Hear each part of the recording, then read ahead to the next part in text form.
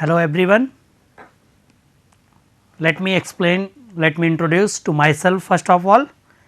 Myself Indresh Kumar Singh, Faculty of Civil Engineering Department, BVD NIIT Lucknow. Okay? And here we will discuss about the surveying and geomatics. This is the engineering subject and it is we have read in second year, okay, in engineering in Dr. APJ Abdul Kalam Technical University. This is course in second year.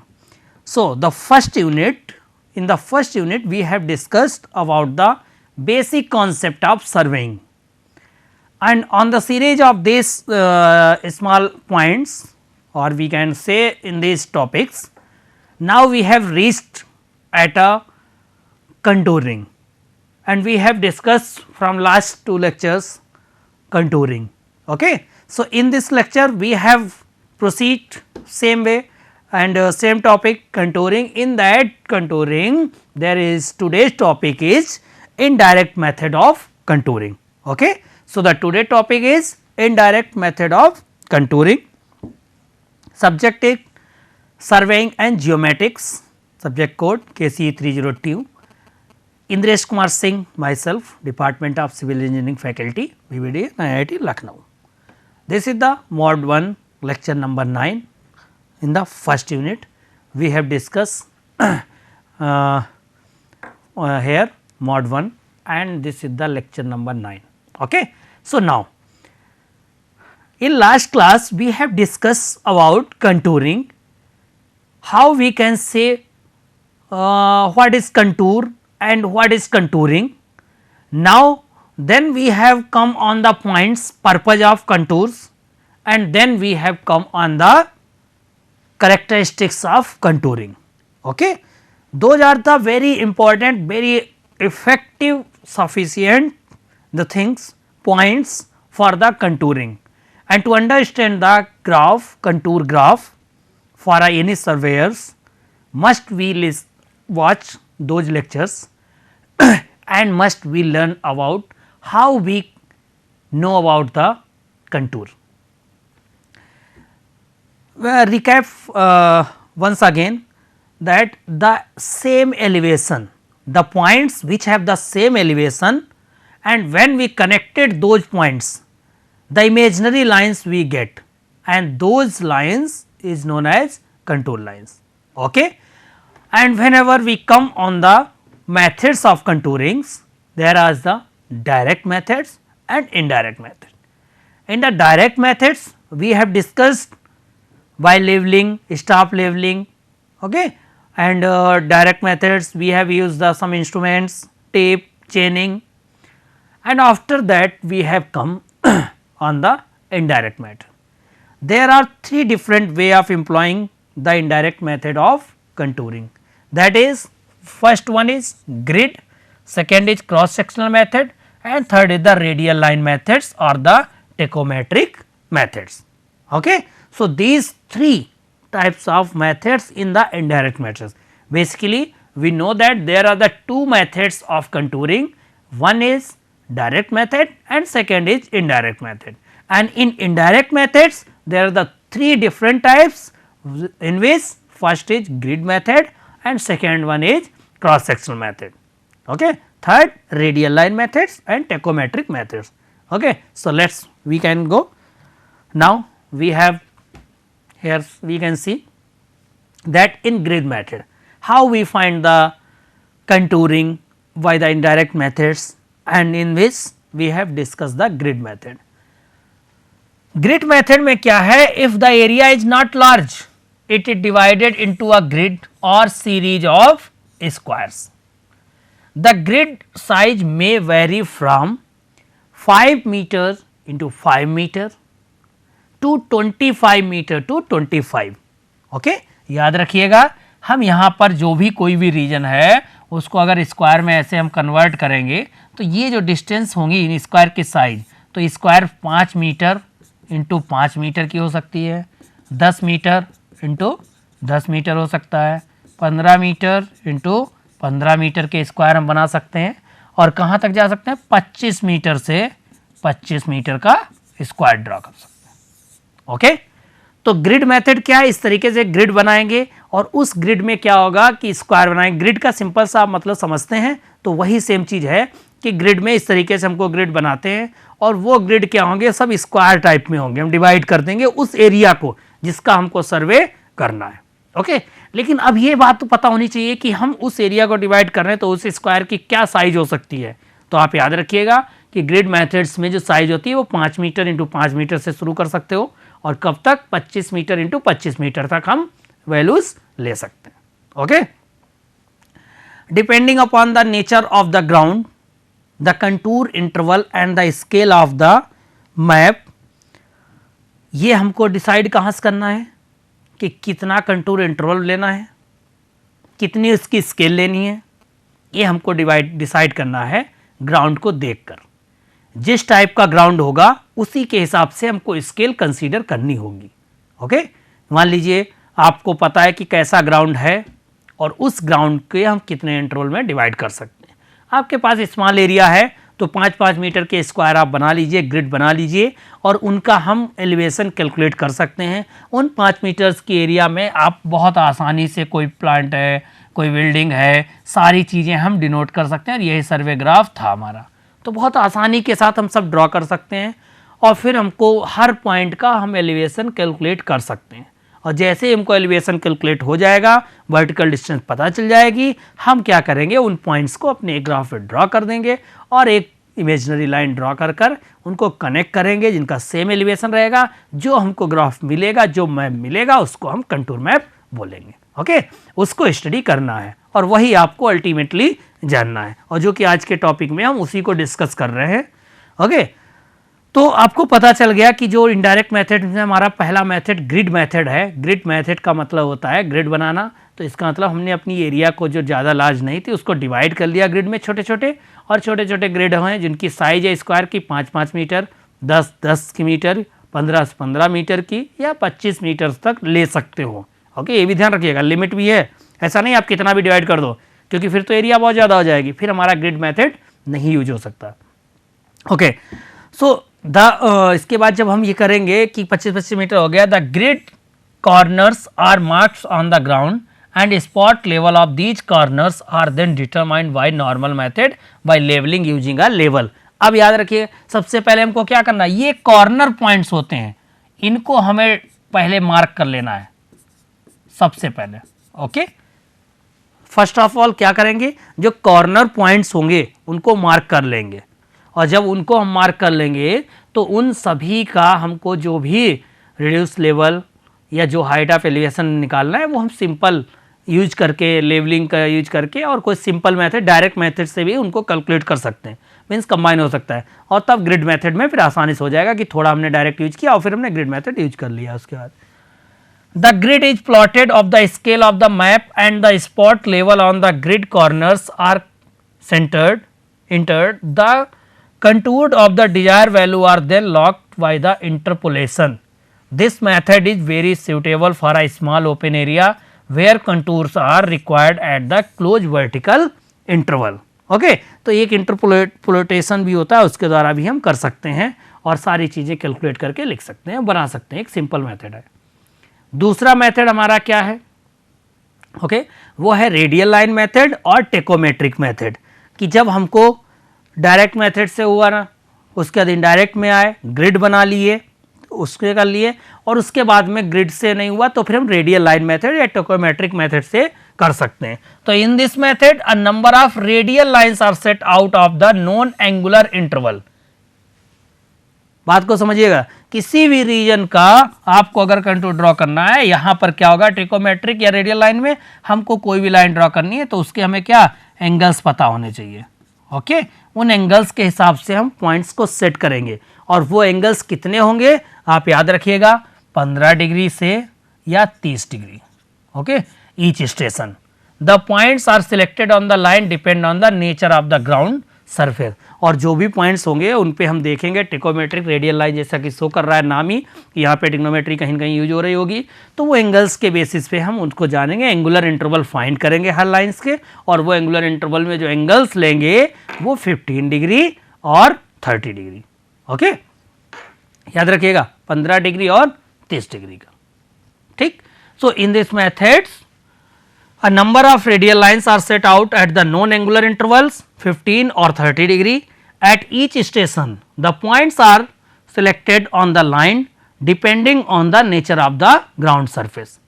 Okay, instead of the level of tachometric, और हम इसको use कर सकते हैं, instead of a level of tachometer may be used, the observation are taken on the staff station and the elevation and distance are then calculated. अगर हम tacheometric use करते हैं, इसका इंस्ट्रूमेंट का यूज करते हैं, तो वहाँ से भी हम क्या कर सकते हैं, उनके taken of the staff observation जो है हम ले सकते हैं, और उसके बाद में एलिवेशन और डिस्टेंस आर देन कैलकुलेटेड, बाद में हम उनको एलिवेशन और डिस्टेंस कैलकुलेट कर सकते हैं इस इंस्ट्रूमेंट को यूज करके। ओके, ये भी आप कर सकते हो रेडियल लाइन के लिए, या इसको हम टेकोमेट्रिक मेथड भी बोलते हैं, और ये हमारा इनडायरेक्ट मेथड का दूसरा पार्ट है।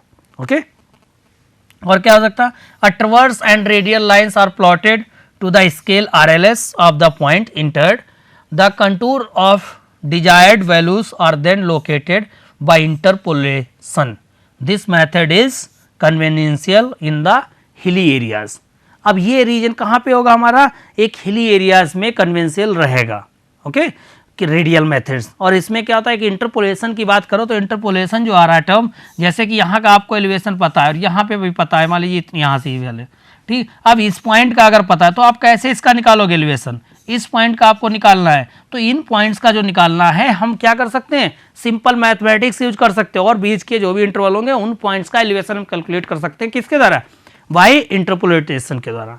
फिर से समझ लीजिए कि अगर हमको कोई भी दो पॉइंट्स पता है, कोई कॉर्नर पॉइंट्स ही आपने सेलेक्ट किए, उन दोनों पॉइंट्स के हमको एलिवेशन पता है, तो हम क्या करें, इस तरीके से अगर मान लीजिए पता है, तो अब इनके बीच के किसी भी पॉइंट्स पे A, B, C कोई भी पॉइंट्स है, तो ये सब का एलिवेशन जो होगा वो हम किस मेथड से कर सकते हैं, इंटरपोलेशन। ये मैथमेटिक्स का एक है, और जब न्यूमेरिकल आएगा तो इसको हम डिस्कस करेंगे। ये हमारा जैसे कि आप इस ग्राफ में देख सकते हो, इसमें आप देखिए कि ये लाइन पे सारे पॉइंट्स हैं, इस लाइन पे सारे पॉइंट्स हैं, इस पे पॉइंट्स हैं, ये सब पॉइंट्स हमने कनेक्ट किए हुए हैं, और उसके बाद इन सारे लाइनों के जो पॉइंट्स होंगे जिन पर हमारा सेम एलिवेशन दिख जाएगा उनको हम ऐसे ऐड कर देंगे, तो ये जो हमारा होगा ये हमारे क्या बनेंगे, रेडियल लाइन मेथड्स के द्वारा होता है, और ये कंटूर हम ड्रॉ कर सकते हैं। ओके, तो ये सभी लोग इस ग्राफ में समझ सकते हो कि कैसे हम इसको ड्रॉ कर सकते हैं। ओके,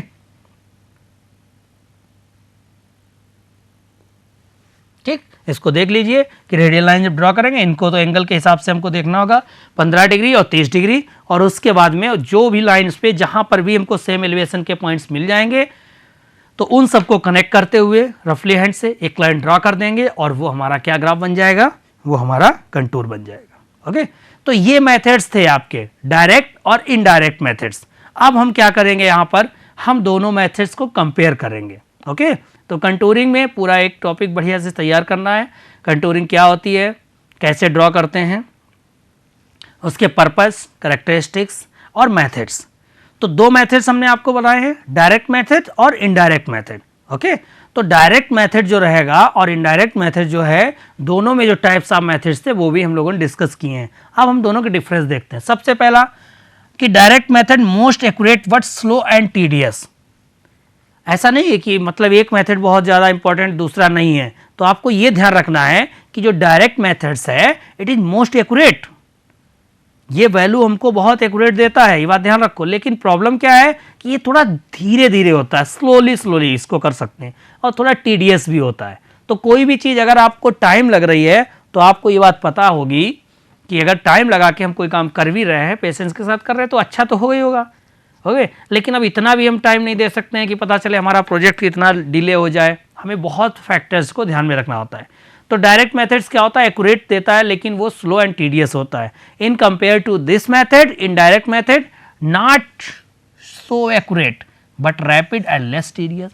अब इनडायरेक्ट मेथड्स क्या है, उतना एक्यूरेट तो नहीं है ओके। लेकिन ये क्या है, जल्दी देता है और टीडियस भी नहीं होता है, तो किसी में कुछ फ़ायदा है तो किसी में कुछ नुकसान भी है, ये भी ध्यान रखना है। ओके।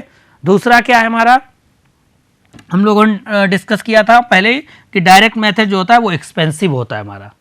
डायरेक्ट मेथड कैसा होता है, एक्सपेंसिव भी होता है। ओके। और इनडायरेक्ट मेथड्स क्या होता है हमारा, चीपर होता है, ये थोड़ा सस्ता होता है। फिर हमारा डिफरेंस क्या है, not suitable for hilly area. अगर अब हिली एरिया में हमको करना है तो मैंने बताया था कि हिली एरिया में हमारे लिए डायरेक्ट मेथड्स में प्रॉब्लम्स आ सकती हैं, अगर ज़्यादा है तो वहाँ पे हम डायरेक्ट मेथड्स नहीं यूज कर सकते। तब वहाँ हमारे लिए कौन सा सुटेबल रहेगा, वहाँ पर हमारे लिए सुटेबल रहेगा हिली एरिया में इनडायरेक्ट मेथड्स। ओके। तो इनडायरेक्ट मेथड्स हमने बताया था कि जो रेडियल लाइन मेथड्स होता है वो बहुत इंपॉर्टेंट होता है इन हिली रीजन्स में, सबसे सिंपल होता है और वो अच्छे से उसको कैलकुलेट कर सकते हैं। अगला difference, during the work calculation can be done. जब हम काम कर रहे होते तो सारी कैलकुलेशन आपको पता होनी चाहिए, वो सारी कैलकुलेशन हम लोग कर सकते हैं। किसमें, जब डायरेक्ट मेथड्स कर रहे हैं। Calculation are not required in the field, लेकिन इन डायरेक्ट मेथड्स में फील्ड में हम नहीं कर सकते सारी कैलकुलेशन। अगला मेथड डिफरेंस क्या है कि calculation can not be checked after contouring. उसके बाद में अब देखिए यही चीज़ है कि अगर हम ग्राउंड पे कर लिए, अब कंटूर हमने बना दिया, उसके बाद फिर चेक नहीं कर सकते हो, क्योंकि फिर प्रॉब्लम हो जाएगा। अगर कोई गलती हुई, कोई गड़बड़ हुआ तो फिर ग्राफ ही हमारा ग्राफ हो जाएगा, गलत हो जाएगा। तो हमको ये भी ध्यान रखना है। लेकिन इनडायरेक्ट मेथड्स में क्या होता है हमारा कि calculation can be checked as when we required. क्या करेंगे कि डायरेक्ट मेथड्स में एक बार हमने कंटूर ड्रॉ कर दिया और फील्ड पे ही हम कैलकुलेशन कर सकते हैं, उसके बाद फिर हम चेक नहीं कर सकते। लेकिन इनडायरेक्ट मेथड्स में ऐसा नहीं है। इनडायरेक्ट मेथड्स में क्या है हमारा कि हम कैलकुलेशन वहाँ पे नहीं कर सकते हैं, लेकिन जब हमारी कैलकुलेशन होगी उसके बाद में जब बन जाएगा पूरा कंटूर, तो उसके बाद में जब जरूरत पड़ेगी तो हम चेक कर सकते हैं। ओके, जब भी हमें रिक्वायर होगी। तो ये हमारे कुछ डायरेक्ट और इनडायरेक्ट मेथड दोनों में डिफरेंस है, तैयार कर लीजिएगा अच्छे तरीके से दोनों के। इसमें और पॉइंट एक जोड़ सकते हो कि डायरेक्ट मेथड्स में दो और जो टाइप्स होते हैं वो, और इनडायरेक्ट मेथड्स में तीनों टाइप्स, ये दोनों डिफरेंस में आप जोड़ सकते हो। तो ये सब पूरा कंटूरिंग का है। अब आपको जब ये सारी चीज़ें हैं, इससे पहले आपको पता होना चाहिए कि अगर प्लॉटिंग अब करनी है, जब हमने पूरी कैलकुलेशन कर ली, हमें मेथड्स भी पता चल गए, सारी चीज़ें हमने पता कर ली हैं, जब कंटूर क्या होता है, ओके, जब सब कैलकुलेट कर लिया, हर चीज़ हमें पता चल गया, अब हमको क्या करना है, उसको प्लॉट करना है, उस ग्राफ को बनाना है। किसी भी फील्ड पे अगर कोई सिविल इंजीनियर सर्वेयर गया तो वो अब क्या करेगा, कंटूर को कैसे बनाएगा, कंटूर मैप कैसे ड्रॉ करेगा, प्लॉट कैसे करना है, सारी वैल्यू कैलकुलेट करने के बाद में कौन कौन से मेथड से, तो वो हम plotting of a contour map पढ़ते हैं। ओके, सो ये चीज़ हम आपको अब बता रहे हैं। Before plotting the contouring map suitable scale we selected. सबसे पहले आपको क्या करना है कि जब ग्राफ हम ड्रा करेंगे, कोई भी ये बनाएंगे जब कंटूर मैप, ओके, यहाँ पर जो भी, तो उसको बनाने से पहले हमको सबसे पहले क्या करना है, एक स्केल माननी पड़ेगी। ओके, सिंपल सी चीज़ है, एक सर्वेयर को हमें पता होना चाहिए कि एक स्केल मानेंगे तो वो स्केल क्या होगी। जैसे आप ले सकते हो 1 सेंटीमीटर, 1 मीटर, ओके, ये भी स्केल ले सकते हो। 1 सेंटीमीटर 2 मीटर ले सकते हो, 1 सेंटीमीटर 2.5 मीटर ले सकते हो, और 1 सेंटीमीटर 4 मीटर, और 1 सेंटीमीटर 5 मीटर भी ले सकते हो। Here 1 centimetre 2 metre is selected, हमने अभी जो बनाए थे तो उसमें हमने 1 centimetre equal to 2 metre select किया था। ओके, तो ये आपको स्केल सबसे पहले जब प्लॉटिंग करोगे कोई भी कंटूर मैप को तो हमको सबसे पहले क्या करना है, एक स्केल सेलेक्ट करनी है। ओके, ध्यान रखिए, अब हम लोग पूरा, अब आप इतना समझ चुके हो, सीख चुके हो, पूरा जान चुके हो, 2-3 लेक्चर्स में हम लोगों ने डिस्कस किया है कंटूर के बारे में, तो हम ये जान गए हैं कि कंटूर हमारा कैसे क्या होता है, और उसको अब हमको ड्रॉ कर रहे हैं, अब हम उसको मैप बना रहे हैं। तो सबसे पहले हमने क्या किया, स्केल, एक सुटेबल स्केल इसकी हमने कंसीडर कर ली। स्केल जैसे 1 सेंटीमीटर इक्वल टू 1 मीटर, और आपको पता है कैसे स्केलिंग करते हैं, अभी हमने डिस्कस किया था। तो जैसे 1 सेंटीमीटर इक्वल टू 1 मीटर है तो हम इसको ऐसे लिख सकते हैं, और इसको रिप्रेजेंटेटिव फैक्टर RF भी बोल सकते हैं। तो ये स्केल जो रहेगी, अब इसको हम बताएं एक, तो कैसे कांस्टेंट वैल्यू आएगी, तो 1 सेंटीमीटर डिवाइड बाई 1 मीटर को अगर सेंटीमीटर में बदलो तो 100 सेंटीमीटर, ये कैंसिल, तो 1/100, ये ऐसे हम लिख सकते हैं। इसको लिखने का तरीका ये भी है 1:100, ओके तो ये भी स्केलिंग का है। तो ये टाइप्स ऑफ स्केल में जब हम लोगों ने पढ़ा था तो वो सारी चीज़ें पता है, और एक बार फिर से देख लो कि ये स्केलिंग करेंगे, और इसी तरीके से स्केलिंग जो रहेगी स्केलिंग फैक्टर लेकर फिर हम ड्रॉ करेंगे। फिर क्या करेंगे, horizontal line is draw as the centre line, एक हॉरिजेंटल लाइन हम ड्रॉ करेंगे जिसको बिल्कुल सेंटर लाइन जो हमारी रहेगी। After that the chainage are marked along the horizontal lines according to the scale, chainage अगर चेनेज हमने किया है तो वो सब मार्क्स कर लेंगे हम लोग। फिर क्या करेंगे, the ground level are written from the level book according to the chainage, और चेनेज के हिसाब से एक देखो एक बुक होती है यहाँ पे, देखो ये नाम आया है लेवल बुक, ओके वो आपको प्रोवाइड कराई जाएगी। तो फिर हम क्या करेंगे, उस बुक को लेकर वहाँ से ग्राउंड लेवल हम लिख लेंगे कि चेनेज के लिए कितना है, और कहीं पर भी हम शुरू करेंगे तो उसका एक हमें मीन सी लेवल पता रहता है। ओके तो उसका अगर हमें मीन सी लेवल पता है तो वो हमें बस वही चाहिए, मीन सी लेवल एक मिल गया और फिर वहीं से हम शुरुआत करते हैं। ठीक, तो प्लॉटिंग ऑफ कंटूर मैप में जो हम आगे बढ़ रहे हैं, फिर क्या करेंगे आप, the cross sectional left side और राइट साइड के जो भी होंगे are also plotted perpendicular lines. ये समझिए जो भी चीज़ें अगर हमने सेंटर लाइन जो हॉरिजेंटल लाइन ड्रॉ की है तो उसके आसपास की जो भी हैं राइट और लेफ्ट में एट ईच द चेनेस उस पर हम बनाएंगे, और वो एक परपेंडिकुलर लाइन हर पॉइंट पे ड्रॉ करते जाएंगे। Okay, by interpolation contours are join by smooth curves keeping in mind the characteristics of contour.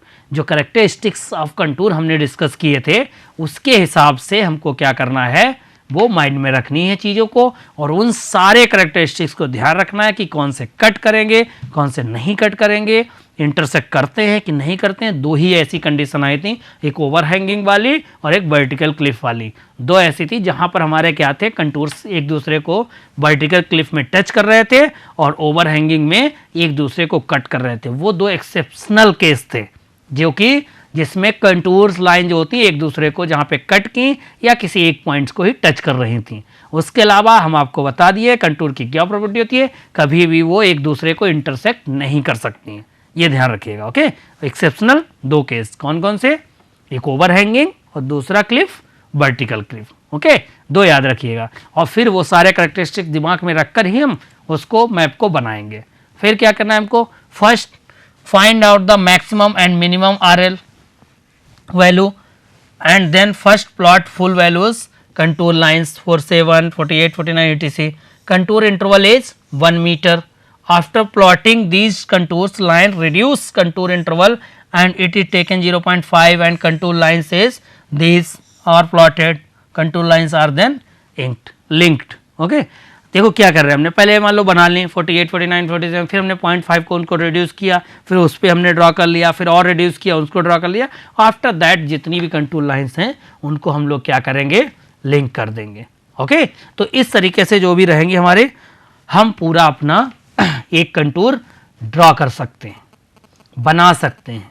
Okay, तो वो सारी चीज़ें आपको जब भी कोई आप करेंगे कोई भी plotting of contour map PCM जैसे कि है, तो वो हम जब ड्रॉ करेंगे तो आप लोगों को याद रखना है कि कैसे हमको ड्रॉ करना है। ठीक, तो सारी चीज़ें आपको ध्यान में रखनी है। क्या क्या चीज़ें ध्यान में रखनी है आपको, कि कोई भी कंटूर जब भी सर्वेइंग में आप पढ़ रहे होंगे, कंटूर के बारे में पढ़ेंगे तो आप आज से जान लीजिए कि क्या होता है हमारा पूरा, और ओवरऑल हमने जो पिछले कुछ लेक्चर्स में डिस्कस किया है ओवरऑल कंटूर क्या होता है, और अगर ये लेक्चर्स आप देख लेंगे तो समझ जाएंगे पूरा कि कंटूर क्या है, कैसे कंटूर को हम ड्रॉ करते हैं, और कैसे हम एक सर्वेयर के तौर पर किसी भी रीजन का किसी भी एरिया का हमको जो भी लेवल पता होना होगा करना होगा। तो ये बहुत इंपॉर्टेंट फैक्टर है जब भी कोई कंस्ट्रक्शन साइट पे यूज होता है। जैसा कि यहाँ पे ग्राफ में बनाया कि फाइनल जो हमने बनाया 490 का एलिवेशन है, यहाँ पे स्केल दी गई है किस तरीके से, तो ऐसे एक कलर भी फिल कर सकते हैं हम लोग। ओके,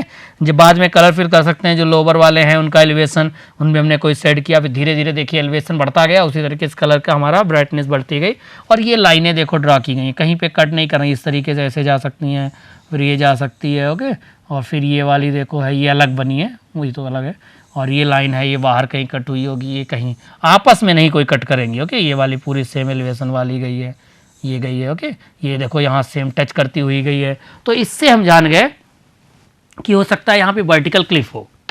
ओके, जहाँ एक जगह से दो तीन हमारे ये ड्रा हो रहे हैं कंटूर्स, तो वो हमारा वर्टिकल क्लिफ हो सकता है।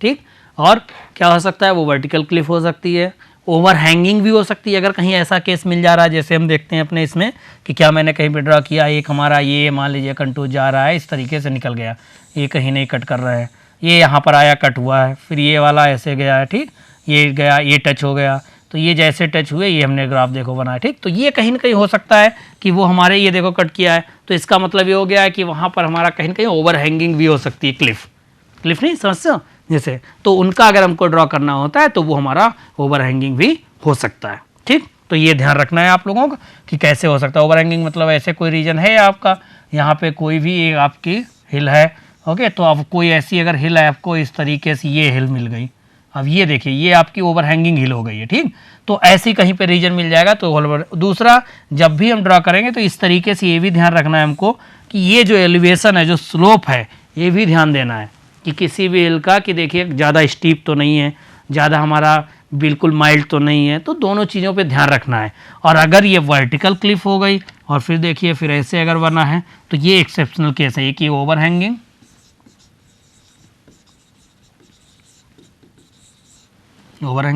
और ये वाली वर्टिकल क्लिफ।